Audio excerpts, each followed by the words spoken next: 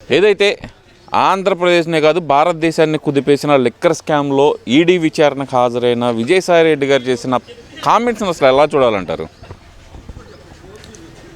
Comments ఎలా చూడాలి అంటే, ఆయన రోజుకో మాట చెప్తున్నాడు. సిట్లకి విచారణకు పోకముందు ఒక మాట చెప్తాడు, అయిపోయిన తర్వాత మళ్ళీ ప్రెస్ మీట్ ఒక మాట చెప్తాడు. యాక్చువల్గా మొట్టమొదట ఆయన వైసీపీ నుంచి బయటికి వెళ్ళేటప్పుడు నేను రాజకీయాలు చేయను, నేను వ్యవసాయం చేసుకుంటాను అన్నాడు. నిన్నేమో ఆ సిట్టు విచారించిన క్వశ్చన్లకి మరి తబ్బిబ్బయ్యాడా లేకపోతే ఏం చెప్పాడో నేనేం చేయలేదు, రాజకేశ్ రెడ్డి వాళ్ళు ఇల్లని చెప్పుకొచ్చాడు. ఏమండి, ఇప్పుడు ఈయన డబ్బులకు ఆయన డబ్బులు ఇప్పించానని చెప్తాడే, అంతే కదా. రాజకేశ్ రెడ్డికి ఇతను ఎవరు, పెద్దిరెడ్డి మిథున్ రెడ్డి ఇచ్చాడని చెప్తాడే. నాకు తెలియదు ఈయన అడిగాడని ఇప్పించానని చెప్తాడే. ఒక రాజకీయ పార్టీలో ఉండి ఒకే పార్టీలో ఉండి ఒకే వ్యవహారం జరిగేటప్పుడు ఎందుకు ఇప్పించావు, దేనికి ఇప్పించావు అనేది నీకు తెలియదా? Are you innocent? ఇన్నోసెంటా?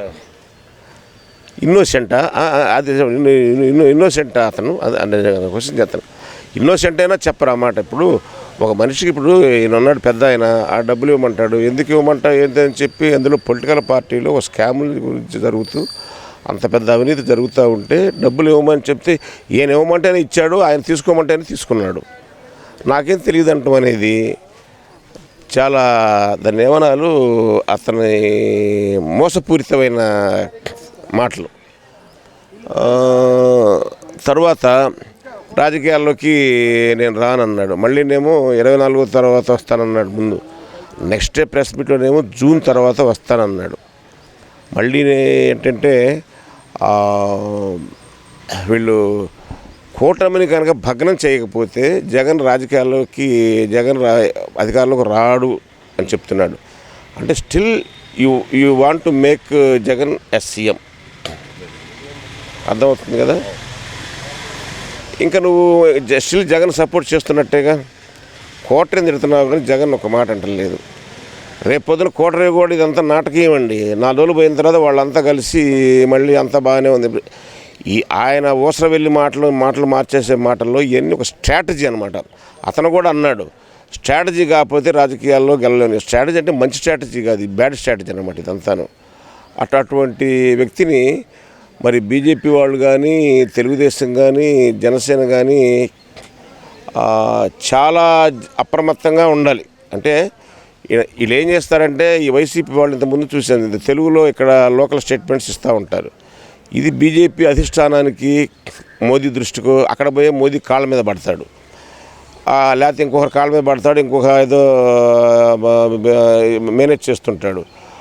ఈ విషయాలు, ఇటువంటి వ్యక్తి ఇతను అనే విషయం కూడా పూర్తిగా పైకి అందుకే నేషనల్ మీడియాలోకి రావాలి, నేషనల్ లీడర్స్ దృష్టికి రావాలి.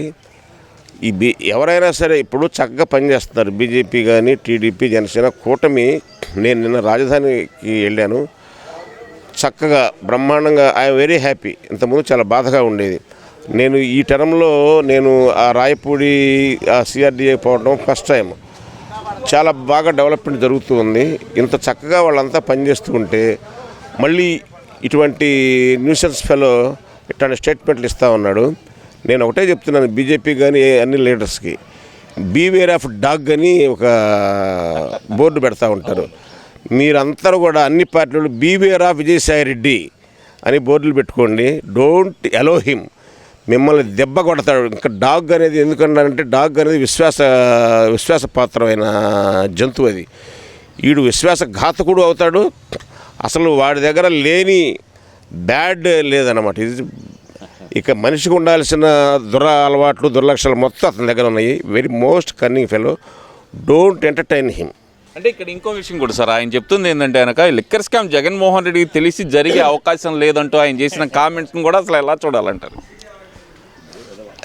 ఏది వాడు కామెంట్ చేసేది? అలవా తెలియకుండా పార్టీ, ఇప్పుడు నీకు తెలియకుండా ఎందుకు జరుగుతాయి? పోనీ మొట్టమొదటి తెలియకపోవచ్చు, ఈ డబ్బులన్నీ ఎటు పోయినాయి? ఇప్పుడు ముందు జరుగుతుంది అదేగా. ఈ డబ్బులు ఎక్కడ పోయి నుంచి అవటానికే మీరు తిప్పలు పడుతుంది. ఈ డబ్బులు మొత్తం జగన్ లాబీల దగ్గరకు పోయినాయి కదా, మలేషియా పోతూ ఫారిన్ పోయినా కానీ అది తిరిగి వచ్చి మళ్ళీ వచ్చేసినాయి కదా. ఇవన్నీ నీ తెలియకుండా ఎందుకుంటే ఏమన్నా అది ఒక క్షణంలో జరిగిన పని, ఏదో జరిగింది తప్పు జరిగింది నాకు తెలియదు అంటే కళ్ళు మూసుకున్నాను వాడిని కొట్టాడు అని చెప్పడానికి దానికి రీజన్ ఏముంది? అది 5 సంవత్సరాలు జరిగిన స్కామ్, అది 5 సంవత్సరాలు జరిగిన స్కామ్. 5 సంవత్సరాలు జరిగిన స్కామ్ గురించి పైగా ఒక పక్కన విమర్శిస్తున్నారు. దీన్ని క్యాష్లో చేస్తూ ఉన్నారు, అంతా బ్రాండ్స్ అంతా కూడా పిచ్చి బ్రాండ్స్ అన్నీ పెడుతున్నారు, జనం ఆరోగ్యం పోతుంది, డబ్బులన్నీ డైవర్ట్ అవుతాయని చెప్తున్నారు. ఇన్ని చెప్పినా ఉన్నావంటే మరి నీకు తెలీదా? యాజ్ ఎ సీఎం ప్రతి కామన్ మ్యాన్ కూడా తెలిసింది కదా. అంత 5 సంవత్సరాలు జరిగిన స్కామ్ని ఇంత జరిగిందని తెలియదు అంటాం ఎలా? ఎట్లా నమ్ముతారు? సరే సార్, ఇదంతా ఒక ఎత్తుగడ అనుకుందాం. అసలుకి అక్కడ సంబంధం లేని విషయంగా అసలు జగన్మోహన్ రెడ్డి కోటరీలో బందీ అయిపోయాడు. కోటరీని బద్దలు కొట్టకపోతే జగన్మోహన్ రెడ్డి ముఖ్యమంత్రి అయ్యే అవకాశం లేదు, అలాగే కూటమిని బద్దలు కొట్టకపోతే ముఖ్యమంత్రి అయ్యే అవకాశం లేదు, జీవితంలో కాడేక అంటూ ఆ స్టేట్మెంట్ పాస్ చేయాల్సిన అవసరం ఏమొచ్చింది అంటారు? అంటే అతను కూటమిని విచ్ఛిన్నం చేసి మళ్ళీ బీజేపీలోకి ఏదో పార్టీ, నేను అంటలా, మళ్ళీ రాజకీయాల్లోకి దూరి మళ్ళీ ఇక్కడ ఈ కూటమిలో ఏదో విధ్వంసం సృష్టించి మళ్ళీ జగన్ని చేయాలనే ఒక దురాలోచన. ఇదంతా ఒక ఎత్తు అయితే కనుక దేశవ్యాప్తంగా గణతంత్ర దినోత్సవ వేడుకలు భారీ ఎత్తున జరుగుతుంటే వైఎస్ఆర్సీపీ పార్టీ అధ్యక్షుడైనటువంటి జగన్మోహన్ రెడ్డి గారు మాత్రం ఎక్కడా పాల్గొన్న సందర్భం కనపడలేదు. మరి గతంలోనే చూసాం, ఆగస్టు 15లో కూడా ఎక్కడ కనపడలేదు, స్వాతంత్ర దినోత్సవం వేడుకల్లో కూడా. ఎందువల్ల అనుకోవాలంటారు అది? నేను కూడా ఇప్పుడే అనుకున్నానండి. నాకు మీరు చెప్పేది ఇంతకుముందు కూడా పాల్గొనలేదా? పాల్గొనలేదా? మరి వాళ్ళ ఆఫీస్లో కూడా నేను ఇప్పుడే నేను I have read the paper Eenadu. ఆ ఫోటోలు వేసింది ఏంటంటే బొత్స సత్యనారాయణ తాడేపల్లి వాళ్ళ ఆఫీసులో జెండా ఎగరేసాడు.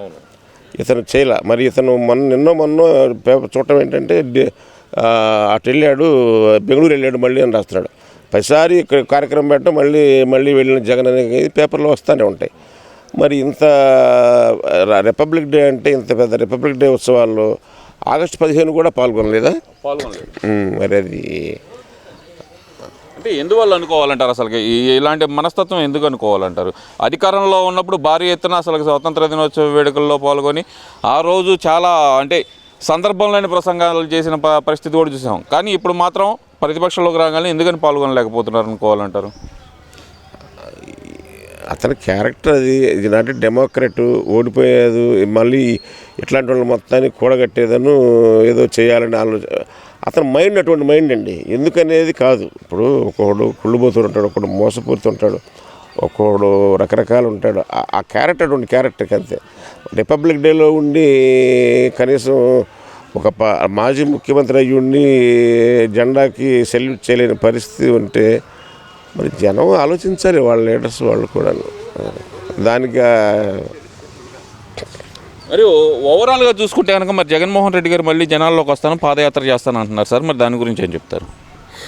చేస్తాడు పాదయాత్ర 1 సంవత్సరం తర్వాత చేస్తాడంటే. ఎందుకంటే ఇప్పుడే చేస్తే మళ్ళీ ఆరిపోద్దేమో, ఎలక్షన్లు లేట్ అవుతాయి, సంవత్సరం తర్వాత మొదలు పెడతారంటాడు. 1.5 years చేస్తాడంట. చేయనియండి, పాదయాత్ర చేస్తే.